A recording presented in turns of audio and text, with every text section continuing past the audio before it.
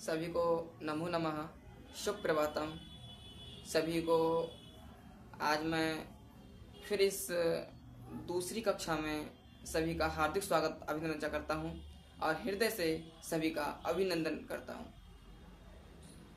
जो हम कल की कक्षा में आप लोगों को पूरा विषय बताए थे कि इस पूरे एक महीने में हम लोग अपने संस्कृत भाषा में क्या क्या पढ़ने वाले हैं, वो विषय हम कल आपको लिखवा दिए हैं और समझा भी दिए हैं। मुझे लगता है कि कल का जो विषय हमारा था वो सभी को समझ में आ गया होगा। आज हम अपनी कक्षा को आगे लेके चलते हैं। कल तक का जो हमारा विषय था वो केवल एक विषय था, 3 लिंग, 3 वचन, 3 काल, सप्तकाकार, सप्त विभक्ति। करीब 5 प्रकार के बिंदुओं को हम लोग अभ्यास किए थे, विषय को लिखे थे, पढ़े थे। आज से हम लोग एक प्रकार से कक्षा को आरंभ कर रहे हैं।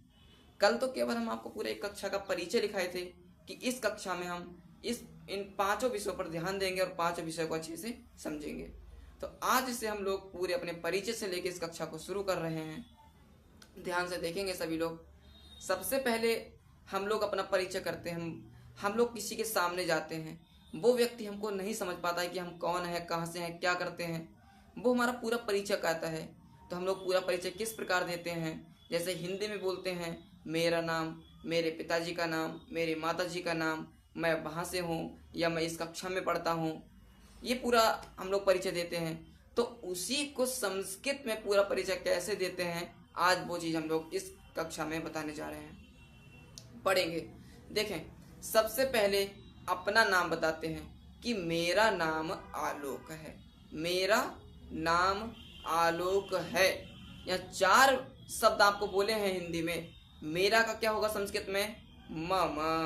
अगर हम लोग एक एक अक्षर को उठा के देखेंगे, एक एक अक्षर को समझ के पढ़ेंगे तो पूरी संस्कृत को अच्छे से समझ पाएंगे। वैसे कुछ लोग होते हैं केवल मम नाम बोलते, तो उनको यही नहीं पता कि मम का अर्थ क्या है, मेरा का अर्थ, नाम का अर्थ क्या है। तो वही सबसे पहले हम लोग हिंदी में बोल दिए, मेरा नाम आलोक है। यह 4 अक्षर आ रहे हैं, तो हम लोग संस्कृत में भी वही गणना करेंगे। मेरा हो गया, यानी मेरा, उसको बोलते हैं मम। माँ और माँ दोनों माँ पूरे हैं, तो मम नाम, मम नाम आलोकः। 3 अक्षर बोले। अब जो है उस है को बोलते हैं अस्ति। अब अस्ति बोलिए या ना बोलिए, वहां कोई समस्या नहीं है। मम नाम आलोकः, मेरा नाम आलोक है। अगर कोई महिला खुद का नाम बोले तो खुद का नाम भी बोल सकते कि मम नाम राधा या मम नाम गीत, जो भी हो महिला का नाम, तो मम नाम यानी मेरा नाम। अब आता है मेरे पिताजी का नाम। मेरे पिताजी का नाम फिर क्या होगा? मम। मेरा और मेरे दोनों का हो गया मेरा, तो मम। मम पितुः नाम, मम पितुः नाम श्रीमान नेत्रपाल सिंह राजपूत। मेरे पिताजी का नाम यानी मेरे, तो क्या हो गया? मेरा या मेरे, मम। पिताजी का, पितुः, नाम, तो मेरे पिताजी का नाम, मम पितुः नाम श्रीमान नेत्रपाल सिंह राजपूत। अब आता है मेरे पिताजी का नाम हो गया। अब आता है मेरी माताजी का नाम। मेरी माताजी का नाम, तो मेरी यानी मम। हर जगह जहां आपका लगा रहे हैं कि मेरा, मेरी, मेरे, तो वहां पर आएगा मम।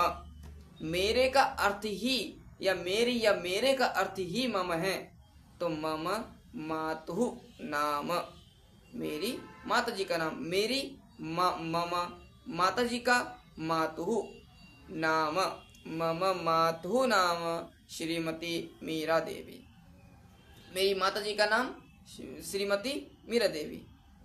फिर आता है मेरे विद्यालय का नाम। जिस विद्यालय में अध्ययन करता हूँ या करती हूँ या कर चुका हूँ या कर चुकी हूँ, तो जिस विद्यालय का नाम बोलेंगे वो मेरे विद्यालय का नाम।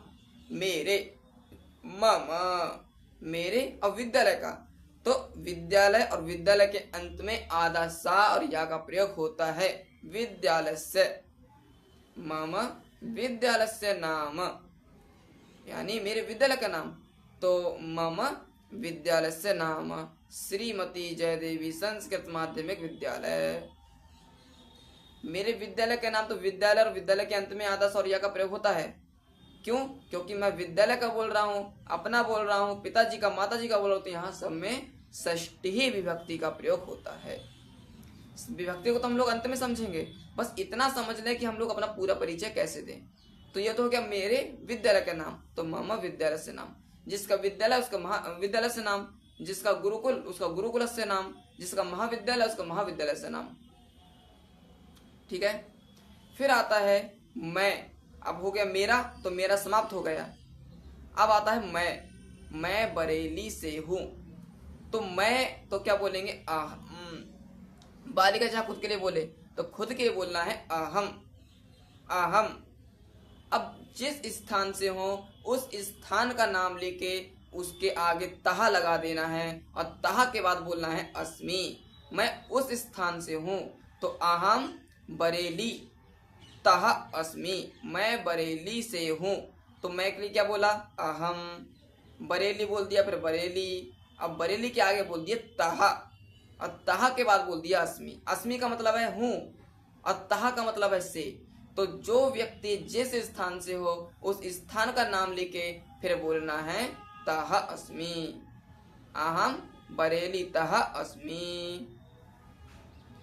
अब आता है मैं 11 कक्षा में पढ़ता हूँ, या संस्कृत में बोले तो पूर्व मध्यमा प्रथम उत्तर मध्यमा प्रथम वर्ष कक्षायां पठामि, ये हो जाएगा। तो सबसे पहले मैं यानी अहम। अहम। अब जो व्यक्ति जिस कक्षा में पढ़ता हो उस कक्षा का नाम ले देना है कि अहम उत्तर मध्यमा प्रथम वर्ष। प्रथम वर्ष हो गया ना? अहम उत्तर मध्यमा प्रथम वर्ष।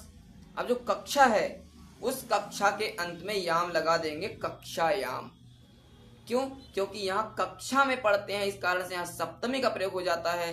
विभक्ति आपको इसलिए समझ में नहीं आती होगी क्योंकि अभी हम उसका अध्ययन नहीं किए हैं। बस इतना समझ लें कि हम लोग शब्दों को कैसे निर्माण करना है। तो अहम उत्तर मध्यमा द्वितीय प्रथम वर्ष कक्षायाम पठामि। जो शास्त्री में पढ़ता हो, कौन से वर्ष में पढ़ते हैं, तो अहम शास्त्री प्रथम वर्ष कक्षायाम पठामि, या शास्त्री द्वितीय वर्ष कक्षायाम पठामि, या एमए प्रथम वर्ष कक्षायाम पठामि। तो कक्षायाम पठामि कौन? मैं, तो अहम। ये 6 प्रकार के वाक्य होते हैं पूरे परिचय देने के लिए संस्कृत में। सबसे पहले मेरा नाम, मेरे पिताजी का नाम, मेरी माताजी का नाम, मैं कहाँ से हूँ, कौन सी कक्षा में पढ़ता हूँ, मेरे विद्यालय का नाम। मम नाम आलोकः, मम पितुः नाम श्रीमान नेत्रपाल सिंह राजपूत, मम मातुः नाम श्रीमती मीरा देवी, मम विद्यालय से नाम श्रीमती जयदेवी संस्कृत माध्यमिक विद्यालय, अहम बरेली तः अस्मि, अहम उत्तर मध्यमा प्रथम वर्ष कक्षायाम पठामि। ये 6 प्रकार के शब्द हैं जो हमको याद करना इंपॉर्टेंट है पूरा परिचय देने में। किसी भी विषय को हम लोग उठा के देख लें, हमारा हर विषय हमको कठिन लगेगा, लेकिन जब तक हम लोग किसी भी चीज का प्रयत्न नहीं करेंगे तो उस चीज का ज्ञान का प्राप्ति हम लोग नहीं कर सकते। जब तक, वही एक उदाहरण देंगे कि अगर हम अपने हाथ को मुख तक नहीं ले जाएंगे तो पेट में भोजन स्वयं नहीं जा सकता। जीभ के सहारे, दांतों के सहारे भोजन को अंदर नहीं ले जाएंगे जब तक भोजन अंदर नहीं जा सकता। जब तक पैर नहीं चलाएंगे जब तक हम लोग आगे नहीं बढ़ सकते।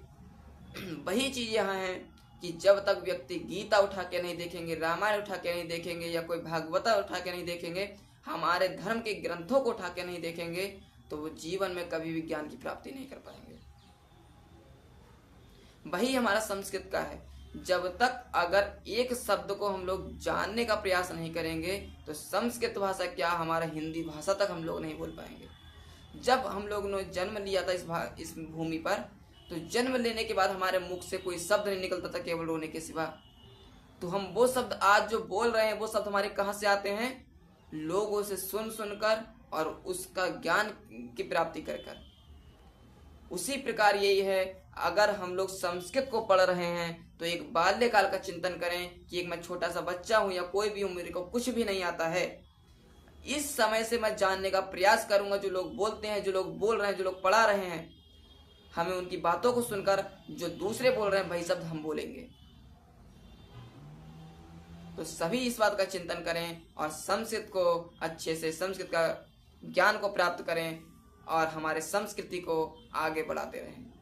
ये कक्षा हमारी कल से शुरू हो चुकी है।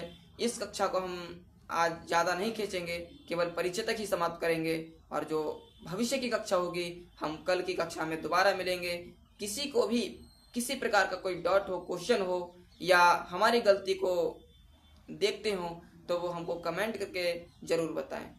इस चैनल में मैं सब्सक्राइब या लाइक या कमेंट के लिए नहीं चालू किया हूँ।